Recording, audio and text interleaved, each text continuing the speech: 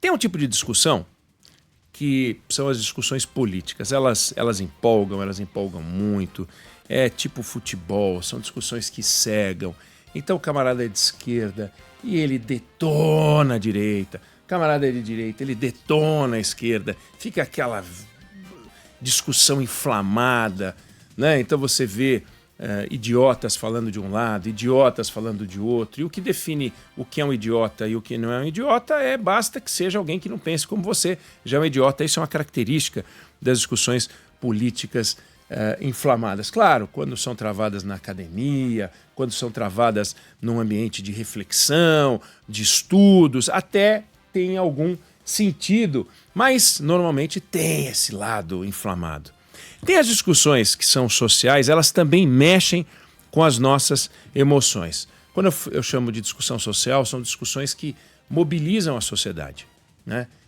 Crimes, eles acabam produzindo uma discussão intensa sobre impunidade, sobre os limites da alma humana, os limites da loucura.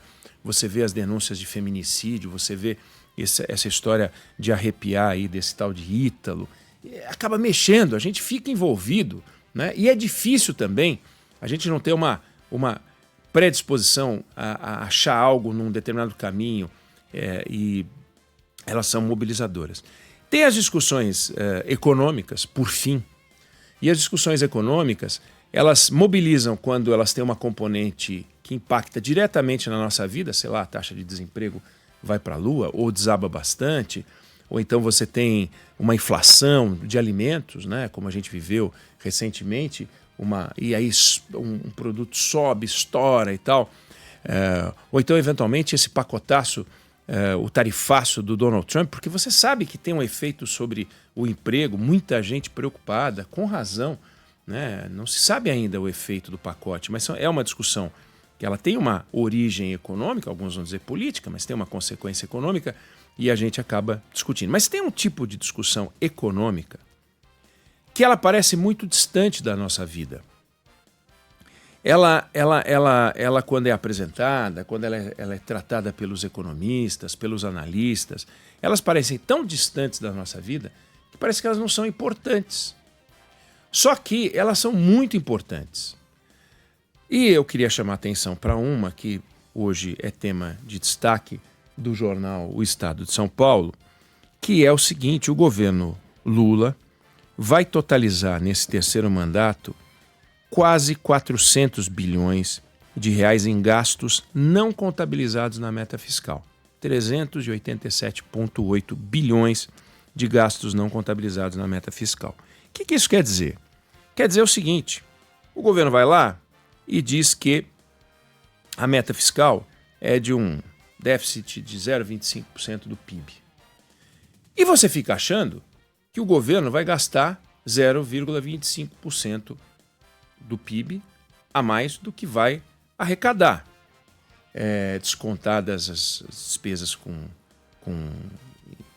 juros e tal.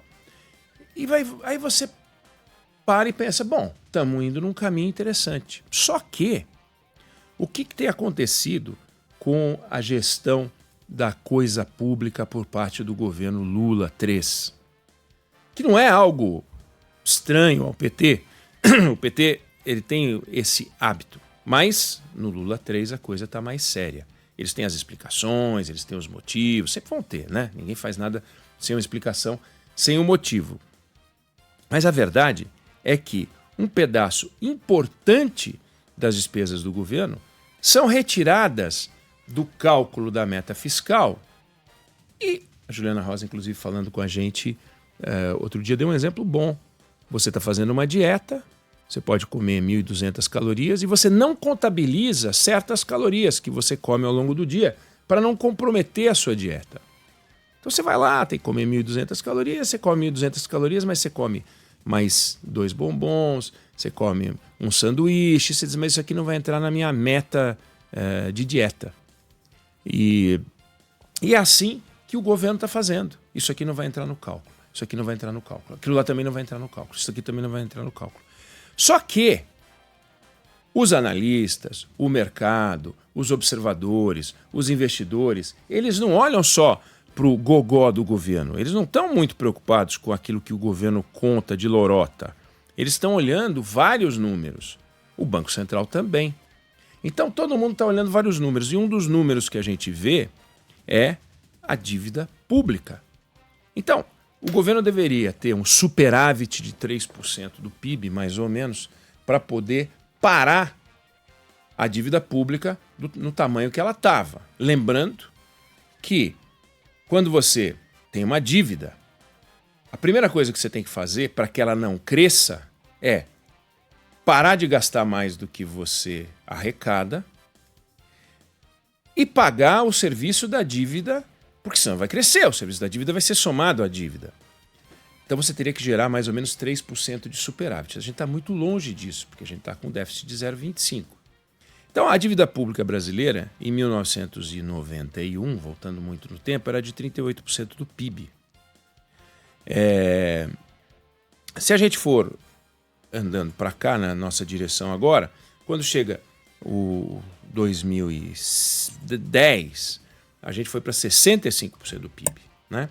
E agora a gente está em 78% do PIB e avançando rápido. Então, no ano que vem, podemos chegar a 80% do PIB. No ano seguinte, podemos chegar a 84% do PIB. Olha que loucura! Então, a gente pode passar de 100% do PIB em 2030. É muito tempo? Não, 2030 é agora, gente. 2030 é agora. É o final do próximo governo. 100% do PIB. E com esse papinho molenga, enganador, cascateiro, de que estamos cumprindo as metas, de que este governo tem uma preocupação fiscal indiscutível. Não é verdade. E aí a gente fica num desenho que é horrível, que é taxa de juros lá em cima, 15%, e o governo pressionando despesa não contabilizada nas contas públicas. Resultado, 387 bilhões, além daquilo que aparece nas regras do tal arcabouço fajuto desse governo. E isso produz dois efeitos negativos. Você aponta para uma direção onde não se enxerga qualquer perspectiva do governo equilibrar as contas ou qualquer perspectiva do governo caminhar em algum sentido que aponte para um equilíbrio de contas. Nenhuma responsabilidade nesse sentido, nada. E na outra conta, que é mais perversa, que é a credibilidade.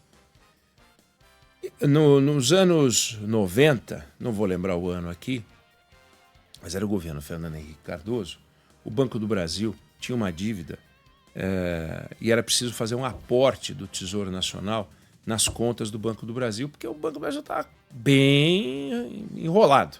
Aí o governo foi lá e fez um aporte. É uma notícia ruim, porque significa que o acionista majoritário teve que fazer um aporte porque a empresa estatal estava sem dinheiro. No entanto, o que aconteceu foi um sentimento de alívio no mercado, não porque a informação econômica era positiva, não porque a informação fiscal das contas daquele banco era positiva, mas porque passou para a sociedade a ideia de que o governo estava sendo transparente. Eu não tenho dinheiro, o meu banco está em dificuldades, eu vou lá e faço um aporte.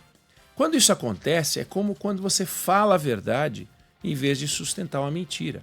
Por mais sofrida, doída que a verdade seja, a verdade pelo menos pode aliviar o cenário e a mentira ela atrapalha. Então, nesse caso aqui, o que a gente tem neste governo é uma constante mentira.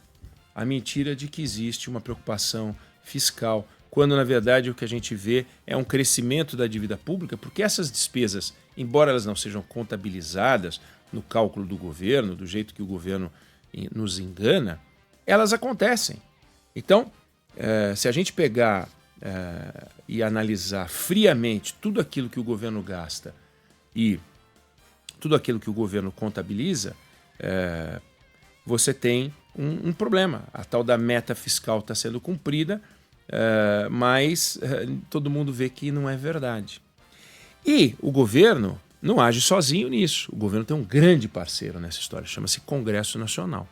Então, criou-se um cenário de irresponsabilidade perfeita, em que dois poderes da República, o governo central e o Congresso Nacional, se uniram para produzir um resultado falso para você. Dizer que existe controle fiscal, que existe responsabilidade fiscal e não existe responsabilidade fiscal alguma. Alguma. Resultado, a gente entra no ano de 2026 num momento de efervescência. O mercado fica preocupado, porque fala, bom, qual é o tamanho do buraco do governo se o governo não contabiliza o buraco do jeito que o buraco é? Não sei. Quanto que o governo está escondendo? Não sei. O governo está conseguindo parar de fazer a dívida crescer? Não. Como eu mostrei aqui, a dívida pública só tende a crescer. Agora percebe, quando a gente fala sobre isso, fala, é dívida do governo, não é minha dívida, dívida do governo. Mas não existe dívida do governo, porque o governo só conhece um dinheiro que ele usa, que é o nosso. Então, todo o dinheiro que entra no caixa do governo é nosso. É diferente do seu salário.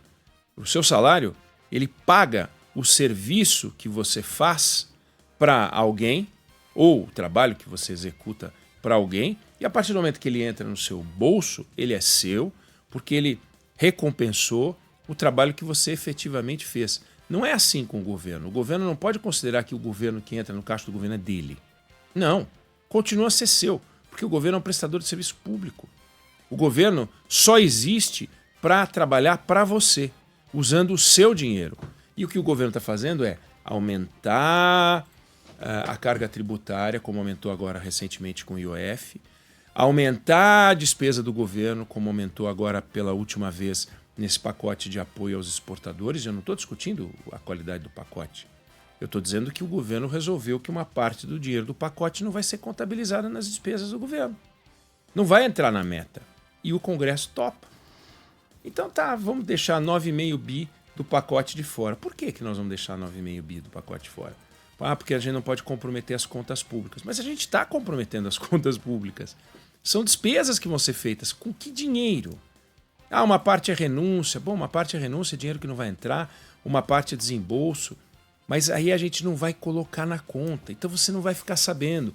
Quando o Haddad der mais uma daquelas entrevistas que ele dá, falando grosso, falando como se estivesse dando aula, dando bronca no jornalista que sugere que pode haver algum desajuste fiscal, ele fala, estamos cumprindo, é difícil não ter um governo que tenha mais responsabilidade do que o nosso. O mesmo a gente escuta do presidente da República sobre o compromisso, mas não é. É uma contabilidade criativa, é uma contabilidade recreativa. A contabilidade, a diferença entre a contabilidade criativa da Dilma e a contabilidade recreativa do presidente Lula é que a da Dilma ela fez por baixo dos panos de um jeito que foi flagrada e sofreu impeachment. E a contabilidade recreativa é um jogo entre os poderosos do poder público em que eles brincam com você e o resultado é, o mercado não acredita, cobra o que se chama de prêmio, ou seja, cobra uma taxa de juros maior para emprestar para o governo. Quando ele tem um retorno do governo com um valor maior, por que ele vai emprestar para você por um valor menor? Então ele segura a atividade empresarial, ele segura a taxa de juros lá em cima para o empréstimo, para compra de bens. Você quer comprar um produto, um carro, uma geladeira, quer trocar alguma coisa na sua casa, ou se você não se encaixa nos programas de compra de imóvel, porque você já tem ou quer fazer alguma coisa, você vai ter que pagar uma taxa de juros absurda, você sabe disso. A taxa de juros do cartão, todas as taxas de juros no Brasil estão associadas à irresponsabilidade original. O custo de captação dos bancos tem a ver com a oportunidade que eles têm de ter um dinheiro farto, fácil e maravilhoso e garantido. Só que vai aumentando a dívida pública, vai aumentando a dívida pública, vai aumentando a insegurança, vai aumentando a convicção de que não vai acontecer nada de notícia boa nessa área e, tirando os apaixonados pelo governo, os blogueiros amigos, que a gente conhece vários deles, está cada vez mais claro que equilíbrio fiscal não combina com o governo Lula III. Não combina. é uma falta absoluta de compromisso com o equilíbrio fiscal, uma característica desse governo. Então os analistas, eles não acham que vai acontecer alguma coisa nessa gestão. Tende a não acontecer, porque seria muito esquisito imaginar que o Lula, depois de 3 anos de governo, dissesse agora vou ser equilibrado. O Haddad, depois de 3 anos que acabou com o teto de gastos e criou essa contabilidade recreativa do arcabouço, por que ele vai voltar para o modo anterior, né? Se o modo anterior era um modo que o incomodava? Tem um artigo também sobre esse assunto, escrito pelo Henrique Meirelles, hoje no jornal O Estado de São Paulo. E é exatamente na mesma linha, onde o teto de gastos ele foi encerrado justamente porque ele era uma amarra. E o arcabouço ele não é uma amarra, ele é uma beleza. O título do artigo do Henrique Meirelles é Regra Fiscal não deve ser uma formalidade. Ou seja, para funcionar tem que ter um desenho institucional, como ele disse, e tem que ter credibilidade. Tudo que o arcabouço não tem mais é credibilidade. Tudo que o governo na área econômica não tem mais é credibilidade. Esse governo pode falar o que quiser sobre economia que ninguém mais escuta. E isso é um problema, isso é muito grave para o país. Não importa se o Lula vai ser reeleito, não importa se o Lula não vai ser reeleito, isso não está em discussão. Não é a política eleitoral, não é isso. É a responsabilidade que o governo, os agentes públicos, governo e Congresso, têm que ter com o seu dinheiro. E que a gente está vendo que não estamos vendo isso funcionar, o que é lamentável. Eu não sei se você concorda ou discorda, mas essa é a opinião que eu tenho sobre o assunto.